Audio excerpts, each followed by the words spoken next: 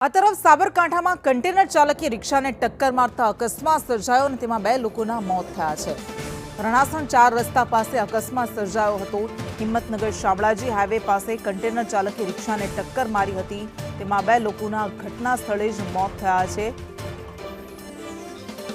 હિતેશ રાવલ વધુ વિગત સાથે જોડાઈ ગયા છે। રિક્ષામાં સવાર 2 લોકોના મૃત્યુ થયા છે। હિતેશ, શું વધુ વિગત મળી રહી છે આ ઘટનાને લઈ? જી કૃષ્ણા, સાબરકાંઠા જિલ્લામાં અકસ્માતનો વંજાર યથાવત છે। હિંમતનગર શામળાજી હાઈવે પર રણાસણ 4 રસ્તા પાસેથી ગુજારો અકસ્માત બન્યો છે।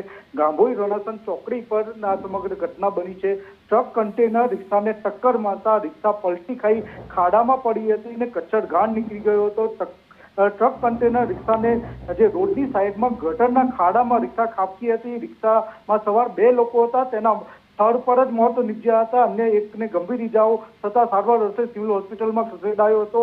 હાઈવેના જે નવીનીકરણ કામગીરી ચાલુ હતી ત્યાં જ અકસ્માત સર્જાયો હતો। પાણીના લાઈન માટે જે સળિયા ઉભા કર્યા હતા તેની ઉપર જ રિક્ષા ખાબકી હતી અને જે મૃતક હિંમતનગર સિવિલ હોસ્પિટલમાં પીએમ માટે ખસેડાયો છે અને આગળની પોલીસે તજવીજ હાથ ધરી છે। જી કૃષ્ણા। જી બિલકુલ, આભાર આપનો।